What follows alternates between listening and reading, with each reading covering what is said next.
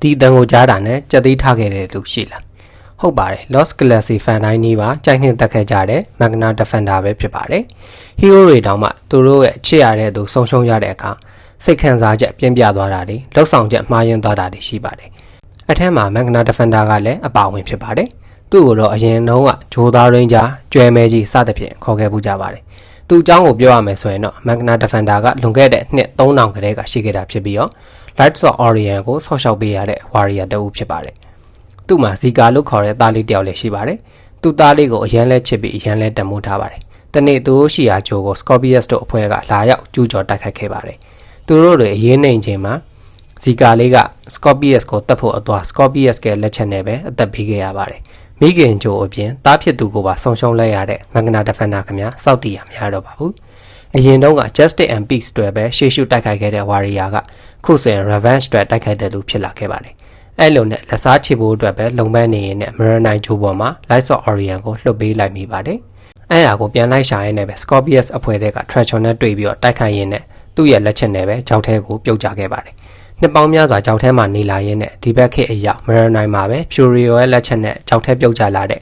Mike Corbett ကိုကယ်ပေးရင်းနဲ့သူ့ရဲ့ခန္ဓာကိုယ်ကိုဝင်ပူးရင်ပြန်လဲလွတ်မြောက်လာခဲ့ပါတယ်သူပြန်ပေါ်လာတဲ့အချိန်မှာလဲ theme song ကြီးကတကယ်ကို share ကြီးပါပဲရည်ရွယ်ချက်ကလည်းရိုးရှင်းပါတယ်ကဘာကြီးကိုကောက်ွယ်မယ်လူသားတွေကိုကက်တင်မယ်တွေမဟုတ်ဘဲနဲ့ Lights of Orion ကိုပြန်ရှာမယ်သူ့သားအတွက်လက်စားချေမယ်ဒါပါပဲ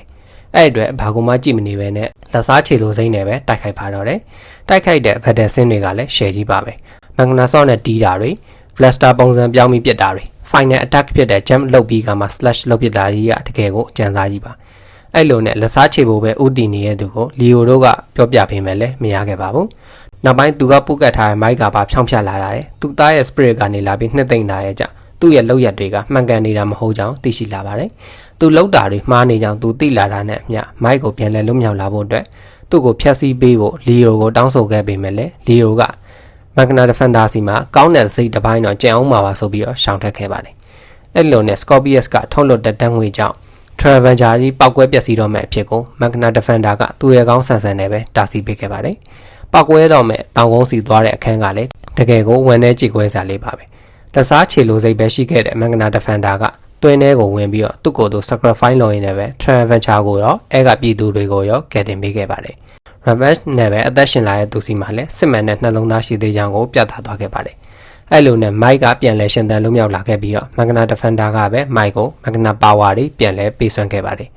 Mike အနေနဲ့ကတော့လူသားဆန်သွားတဲ့အနှဲငယ်ဝိတဲ့ရောင်ဖြစ်သွားပြီးမှလည်းနောက်ဆုံးမှာကြေးကြုံဖြစ်နေတဲ့လူတွေကိုလှုပ်ပေးဖို့အတွက်ပျောက်ဆုံးနေတဲ့ Galaxy တဲကနေ Travenger ကြီးပြန်လဲထွက်သွားနိုင်မှုအတွက်စွမ်းကုန်လုပ်ပြီးရင်းနဲ့ပဲ Sacrifice လုပ်သွားခဲ့ပါတယ် Magna စွမ်းကလည်းနှီးကုန်းချုပ်သွားခဲ့ပါတယ် Magna Defender က Lord's Anger Revenge စတာတွေကိုကိုစားပြုထားတဲ့စစ်သည်တယောက်ဖြစ်တဲ့ဆိုပြီးမှလည်း